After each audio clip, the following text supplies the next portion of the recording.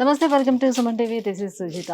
ఈపీఆన్ pain మేనేజ్మెంట్లోని PRP therapy ఏ రకంగా చేస్తారు, సో మోకాల నొప్పులకి సంబంధించి ఈ పిఆర్పి థెరపీ ఎలా చేస్తూ ఉంటారు అనేది ప్రాక్టికల్గా మనము ఆపరేషన్ థియేటర్లోనే వాళ్ళు ఎలా చేస్తున్నారు అనేది ఎన్నో వీడియోస్లో మనం చూపిస్తూ వచ్చాం. అయితే కేవలం తెలుగు రాష్ట్రాల్లోనే వ్యక్తులు మాత్రమే కాకుండా దేశ విదేశాల్లో ఉన్నటువంటి మన తెలుగు వాళ్ళే కానివ్వండి, నార్త్ ఇండియన్సే కానివ్వండి, ప్రతి ఒక్కరు కూడా ఈపీఆన్ పెయిన్ మేనేజ్మెంట్ గురించి తెలుసుకొని ఇక్కడికి వచ్చి ట్రీట్మెంట్ చేసుకుంటున్నారంటేనే ఇక్కడ ట్రీట్మెంట్ ఎంత బెస్ట్గా నడుస్తుందనే విషయం మనకు అర్థమవుతుంది. సో ఇవాల్టి వీడియోలో బహ్రెయిన్ నుంచి వచ్చినటువంటి ఒక పర్సన్ని, ఒక పేషెంట్ని నేను మీకు ఇంట్రడ్యూస్ చేయబోతున్నాను. సో తను ఎంతకాలం నుంచి ఏ ప్రాబ్లం తోటి అసలు సఫర్ అవుతున్నారు, సో ఇక్కడ ట్రీట్మెంట్ ఏ రకంగా జరుగుతుంది అన్ని విషయాలు కూడా తన మాటల్లోనే అడిగి తెలుసుకుందాం. నమస్తే అండి. నమస్కారం. మీ పేరు? రాజేంద్ర.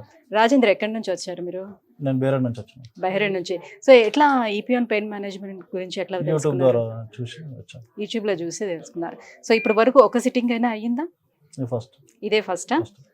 ఓకే. ఎవరైనా ఇంతకు ముందు తీసుకున్న వాళ్ళని అడిగి కనుక్కున్నారా అసలు? మీకు వచ్చిన తర్వాత ప్రొసీజర్ అదంతా ఎట్లా బాగుంది?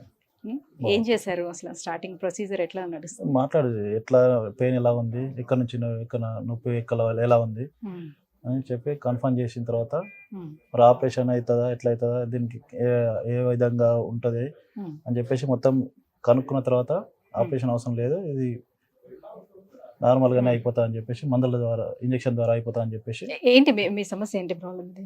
ఇంతకుముందు నేను ఆల్రెడీ నిజామాబాద్ కూడా చెక్ చేయించాను, ఎంఆర్ఐ కూడా చేయించాను. ఎక్కడైనా కానీ ఆపరేషన్ అన్నారు. దేనికి? మోకాలు సంబంధించి? లేదు, వెన్నుపూసకి.